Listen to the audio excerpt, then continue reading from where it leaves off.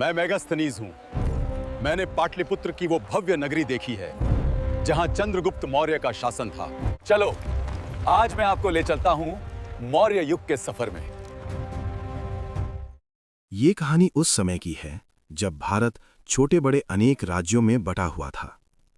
चारों ओर युद्ध का माहौल था।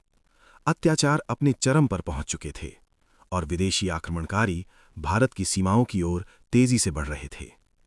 इसी अंधकारमय दौर में तक्षशिला के एक महान आचार्य ने देखा अखंड भारत का सपना, और उसी आचार्य ने भारत को दिया एक ऐसा राजा जिसने अपने गुरु के उस स्वप्न को साकार किया और एक शक्तिशाली साम्राज्य की नींव रखी। मौर्य साम्राज्य के उदय से पहले मगध पर शासन था नंद वंश के राजा धनानंद का।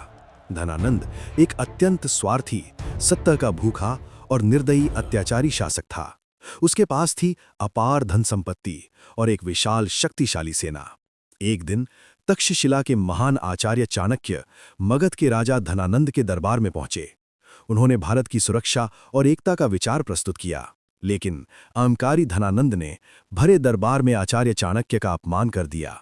और तभी आचार्य चाणक्य ने अपनी शिखा खोलकर प्रतिज्ञा की, जब तक मैं नंद वंश का नाश नहीं कर देता और मगध की गद्दी पर योग्य राजा नहीं बैठा देता, तब तक मैं अपनी शिखा नहीं बांधूंगा।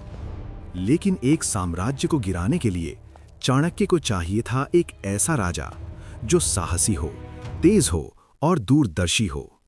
तभी एक दिन चाणक्य की नजर कुछ खेलते हुए बच्चों पर पड़ी। उन बच्चों में एक बालक राजा बना हुआ था और उसका न्याय और उसकी राजनीति देखकर चाणक्य को उसमें अखंड भारत का सपना सच होता हुआ दिखाई दिया। उस बालक का नाम था चंद्रगुप्त। चाणक्य ने चंद्रगुप्त को तक्षशिला ले जाकर प्रशिक्षण दिया। राजनीति, युद्ध नीति, शस्त्र विद्या और सबसे महत्वपूर्ण राज्य चलाने की कला। समय बीतता गया और धीरे धीरे चंद्रगुप्त एक साधारण युवक से एक शक्तिशाली योद्धा बनता गया। फिर चंद्रगुप्त ने अपनी सेना बनानी शुरू की, छोटे छोटे राज्यों से मित्रता की और मगध की ओर बढ़ने लगा, क्योंकि यह सिर्फ युद्ध नहीं था, यह था सत्ता का खेल। चाणक्य की कूटनीति से प्रेरित होकर चंद्रगुप्त ने सीमावर्ती क्षेत्रों से शुरुआत की। अनेक प्रयासों के बाद उसने धीरे धीरे अपनी शक्ति बढ़ाई और फिर धनानंद की विशाल सेना को युद्ध के मैदान में पराजित कर पाटलिपुत्र पर अधिकार कर लिया। आखिरकार नंदवंश का अंत हुआ और मगध का सिंहासन चंद्रगुप्त मौर्य के हाथ में आ गया।